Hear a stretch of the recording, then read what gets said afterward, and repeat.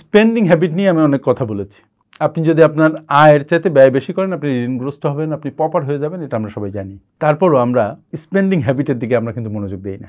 এবং যত আর্থিক নষ্টের মূলে আছে এই স্পেন্ডিং হ্যাবিট, এই হ্যাবিটটাকে আপনার সোজা করতে হবে। স্পেন্ডিং হ্যাবিট খুব বাঁকা। আমি আজকে ছোট্ট একটা ভিডিও, এই ভিডিওতে আমি শেয়ার করব 5টি বড় ভুল স্পেন্ডিংয়ের ব্যাপারে। সেটা কি কি, বিশেষ করে স্পেন্ডিং হ্যাবিটের ব্যাপারে।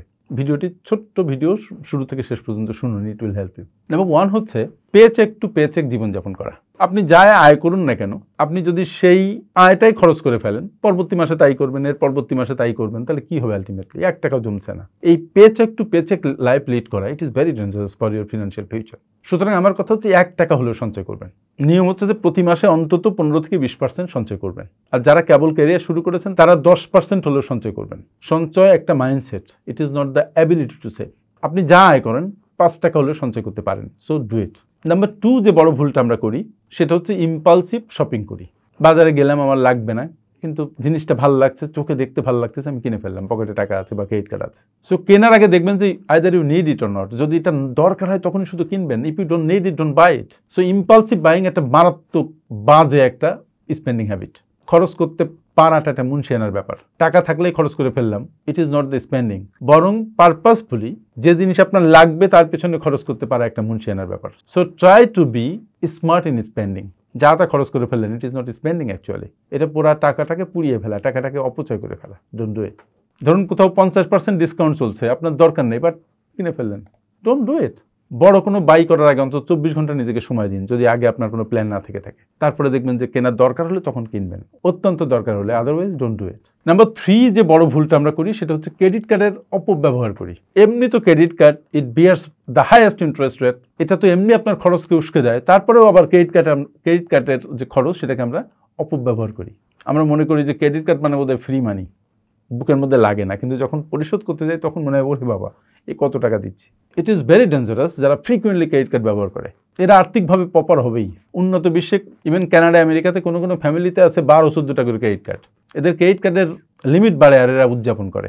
আমরাও সেদিকে ধাবিত হচ্ছে। ইট is very bad. Credit card দিয়ে বাই করার সময় খুব বেশি কেয়ারফুল থাকবেন। বাজেট না করে ক্রেডিট কার্ডকে ব্যবহার করবেন না, এবং ক্রেডিট কার্ড যদি ব্যবহার করেন টাইমলি সেটা পরিশোধ করবেন। 4 নম্বর যে সবচেয়ে বড় ভুল হয় সেটা হচ্ছে বড় খরচ করার আগে আমরা কোনো চিন্তা করি না।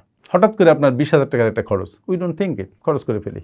আসবে কোত্থেকে? আপনি চাইলেই একটা দেখান না যে আপনি চাইলেই টাকা ইনকাম করতে পারেন 20,000 টাকা। ইট is very tough and I think it is impossible যে চাইলে আপনি 20,000 টাকা আর্ন করতে পারবেন, কিন্তু চাইলেই আপনি 20,000 টাকা খরচ করে ফেলতে পারবেন, 30,000 টাকা খরচ করে ফেলতে পারবেন। সো বড় খরচ করার আগে বি ভেরি কেয়ারফুল। বড় খরচের টাকাটাকে ওভার দ্য মান্থস এক জায়গায় করবেন, প্ল্যান করবেন, তারপরে বড় খরচ করবেন। একটা এসি কিনবেন, প্ল্যান করেন 1 বছরের, তারপরে একটা এসি কেনেন। আর 5 নম্বর যে বড় ভুল সেটা হচ্ছে আমরা ভবিষ্যতের জন্য বিনিয়োগ করি না। আসলে আজকের যে সঞ্চয়, আজকের যে বিনিয়োগ, সেটা আপনার ভবিষ্যতে গ্রো করবে এবং আপনার ফিনান্সিয়াল সিকিউরিটি দিবে।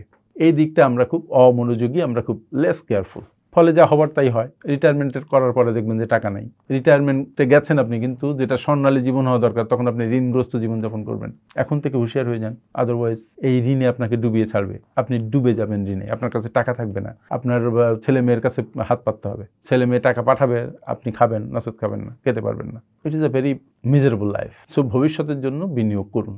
অন্তত টেক হোম স্যালারির 20% সেভিংস অ্যান্ড ইনভেস্টমেন্ট করুন, এবং এই যে ইনভেস্টমেন্টের যে গাছটা আপনি রোপণ করবেন, যেটা বড় হতে থাকবে, সেটা আপনি আবার কেটে দিবেন না। আপনি শেয়ার মার্কেট পারেন, মিউচুয়াল ফান্ডে পারেন, গোল্ডে পারেন, জমিতে পারেন, বিনিয়োগ করুন for your future. It will ensure your financial stability in future. আর আপনি যদি বিনিয়োগ না করেন তাহলে আপনার ভবিষ্যৎ অনিশ্চিত থাকবে, এটাকে মেনে নিতে হবে। সো আমি এতক্ষণ আলাপ করলাম খরচ সংক্রান্ত 5টা বড় ভুল। এই 5টা বড় ভুলকে যদি অ্যাভয়েড করতে পারেন, একটু মনোযোগ দিলেই পারবেন, তাহলে আপনার আর্থিক ভবিষ্যৎ সুন্দর হবে। থ্যাংক ইউ ভেরি মাচ আমার সাথে এতক্ষণ থাকার জন্য।